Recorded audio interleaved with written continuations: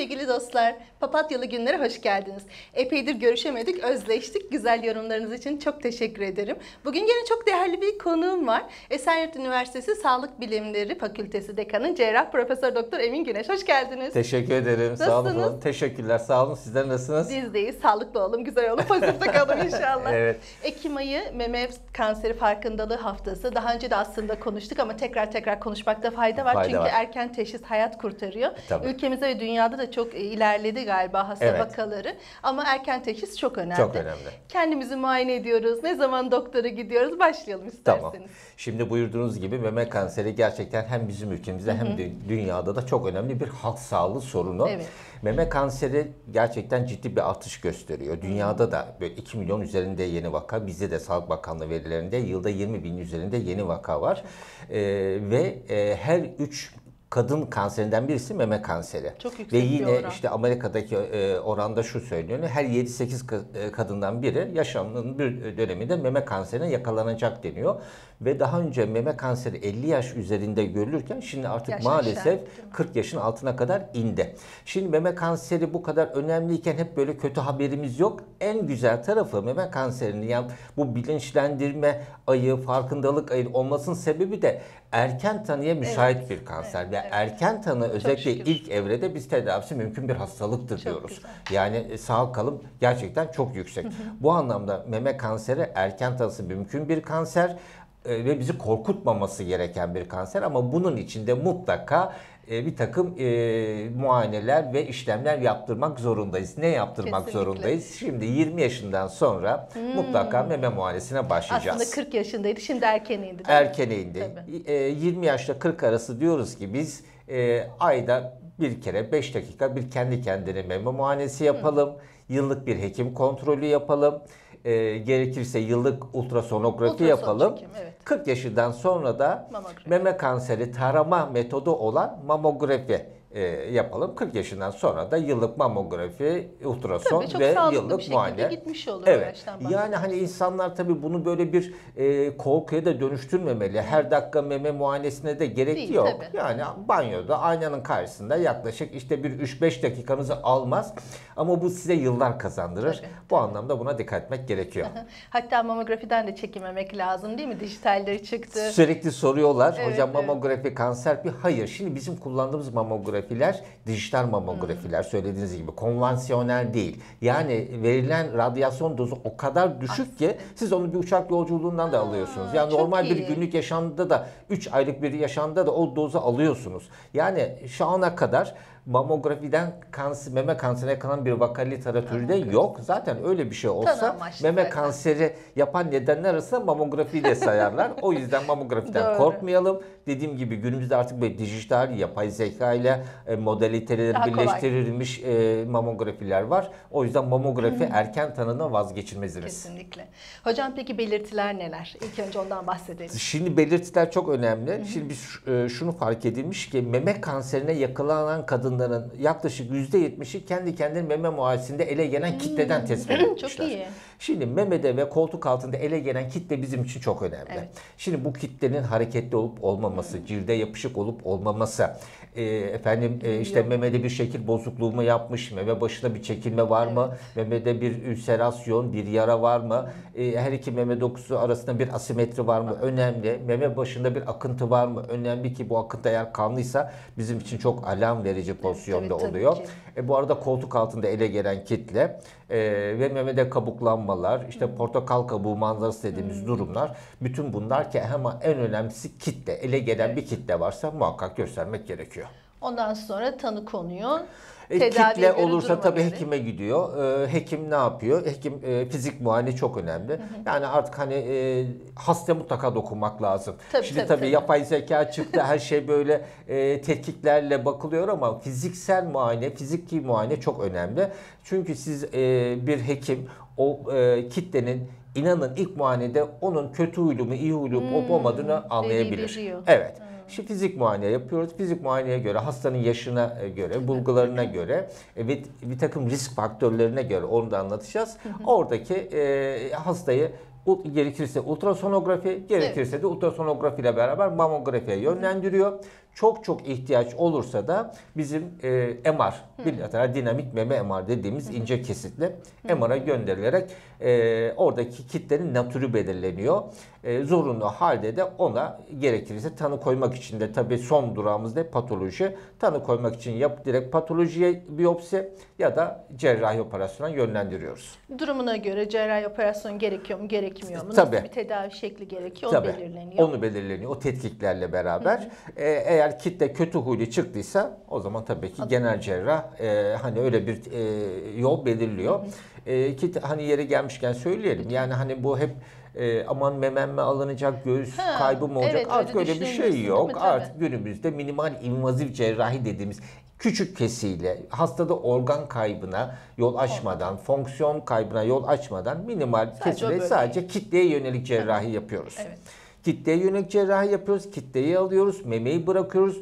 Doku ve organ kaybına çok dikkat ediyoruz. Çünkü gerçekten önemli kadınlar için de, kozmetik tabii ki. sorun da çok önemli. Yani Çok. böyle bir psikolojik bir yıkıma da girmesin Tabii, ameliyattan tabii. sonra. Bir organ kaybına Hem da sebep fizyolojik hem olmasın. psikolojik, Tabii evet. ki o da çok önemli. Tabii, Çünkü tabii. bunlar stres, biliyorsunuz Çok. her şeyi tetikleyen Aynen öyle. Şimdi oraya hastalıklarda tetikleyen bir unsur. Aynen. Niye arttı bu meme kanseri? Neye bağlı? Genetik sebepler de var tabii ki Tabii. ama artış neden Tabii. acaba? Şimdi artışın bir sebebi tabii bu erken tanı metotlarının da çok fazla yaygın olmasının tabii sebebi var. İnsanlar fark ediliyor. Evet. Bunun da sebebi var ama tabii meme bir salgı organı. Ne salgılıyor? Süt salgılıyor.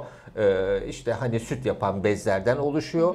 Bir de bu bezlerde yapılan sütü meme başına taşıyan kanallardan oluşuyor. İşte bu süt bezlerinden ya da bu kanallardaki hücrelerdeki o DNA dediğimiz yapının bozulması sonucu, mutasyona uğraması sonucu da kanser meydana geliyor. Hücrelerin kontrolsüz şekilde çoğalıyor ve bulunduğu yerde ve aynı zamanda da sıçrayabiliyor. Evet. İşte kemiğe sıçrıyor, akciğere sıçrıyor, beyne sıçrıyor. İşte meme kanseri zaten önemli kılan da bu. Tabii. Zaten kansere önemli kılan da bu. Ölüm sebeplerinin en büyük sebebi de bu metastazlardır.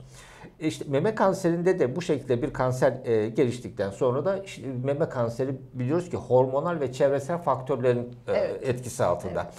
Hangi hormonlar? Östrojen, kadınlık hormonları, östrojen, progesteron, kadınlık hormonların etkisi altında ve çevresel faktörler. Şimdi risk faktörlerini belki soracaksınız. Tamam. Sormaya gerek kalmadan hemen. Şimdi memede risk faktörleri en önemlisinden birisi erken adet, geç menopoz. Şimdi hani erken menopozda hep kadınlar korkar. Gerçekten erken menopoza kimse girmek istemez ama bu meme kanserinde neden risk faktörü? Çünkü çok uzun süre meme dokusu hormon etkisi altında kalıyor. Östrojen fazla salgılanıyor. Fazla salgılanıyor o anlamda. Kaç yaş mesela menopoz için uygundur? 50'nin üzerinde. 50'nin üzerinde. Olmalı.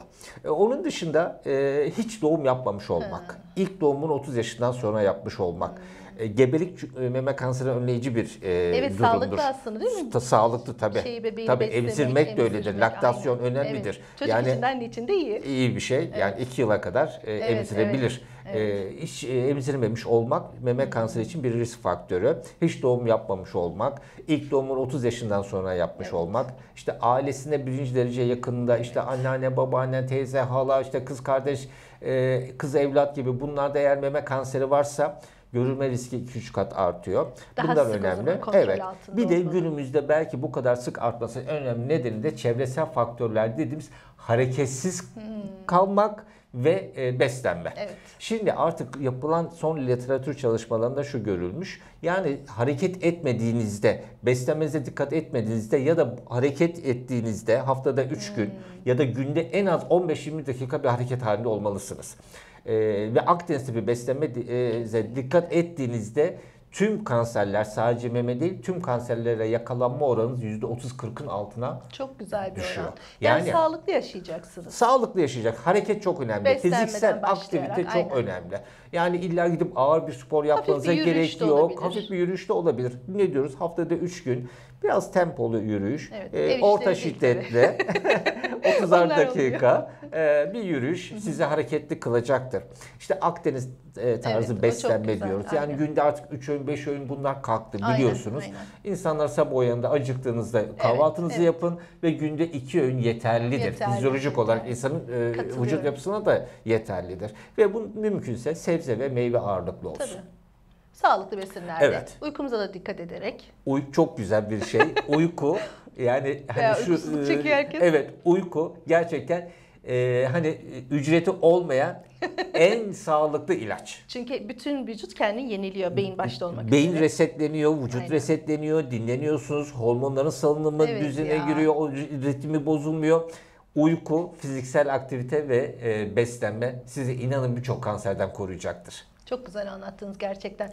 Bağışıklık sistemimiz düşünce zaten o kanser hücreleri var.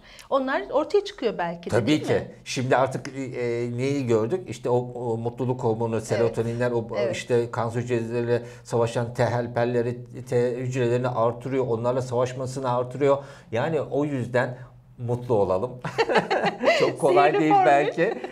Çok kolay değil Bakış ama açımızı bakış değiştireceğiz. açımızı Yapacak bir şey değiştireceğiz. yok. Dünyada Arada her şey çıplak var. ayakta toprağa basacağız. topraklanma. Elektriklenmemize, Evet. değil mi? Yani bu konunun Kesinlikle. uzmanı olarak Siz de bütünleyici tıp olarak yaklaşıyorsunuz hastaların tabii hepsine tabii hakimsiniz o bütüncül yüzden. yaklaşmak önemli. Kesinlikle. Ondan sonrası zaten hani artık günümüzde bu tanı metotlarıyla işte genetik testlerle Evet. erken tanı Ha, mümkün önceden oluyor. belki teşhis olabiliyor değil mi? Şöyle genetik testlerimiz var. İşte hani mesela Başka kimlere kanser türü genetik için de testleri hatta, var.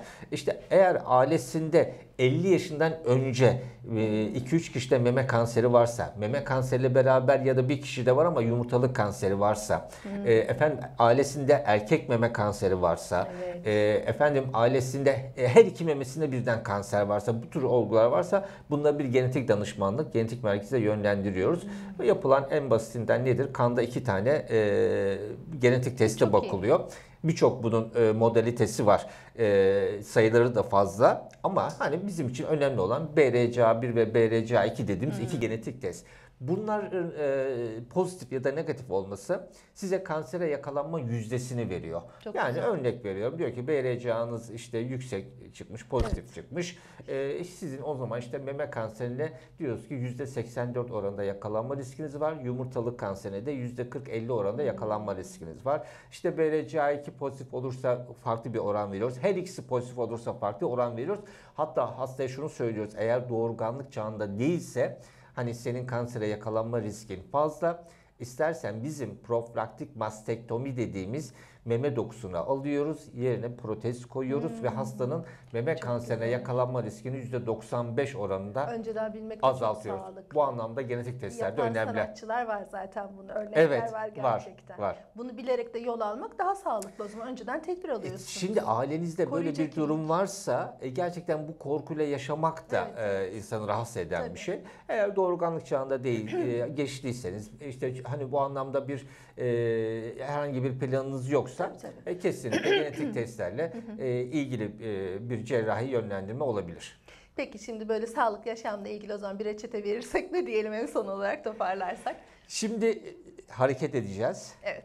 Kendimizi üzmeyeceğiz. Hiç. Pozitif bakacağız her Pozitif şeye. bakacağız. Arada biz sahil kenarına gideceğiz. Evet. Arada bir kendimize Dostlarla beraber olacağız. kahve ısmarlayacağız. Biliyorsunuz ki Kesinlikle. kahve antioksidandır, iyi gelecektir. Süper. Arada bir kahvenin yanında 40 yıl hatırı var. bitter çikolata. Oo, süper hocam, bunu çok sevdim. Bitter çikolata da biliyorsunuz antioksidandır ve Evet, serotonini beynime de çok artırır. geliyor, aynen. Arada bir kendimize kısa molalar, mutlu kılacağız, hareket edeceğiz. Zeytinyağlı Akdeniz diyetine dikkat edeceğiz ve mutlaka bu erken tanı tetkiklerini de korkmadan hekime gideceğiz. Çok teşekkür ederiz. Çok Ben güzel teşekkür bilgiler ediyorum. verdiniz. Sağ olun, var olun. Bu arada biz bunu 28 Ekim'de çekiyoruz bu yayını. Yarın 29 Ekim Cumhuriyet Bayramı. Evet. Cumhuriyetimiz ilelebet payidar kalsın. Kalsın. Sevgili Atatürk'ün söylediği gibi. Evet.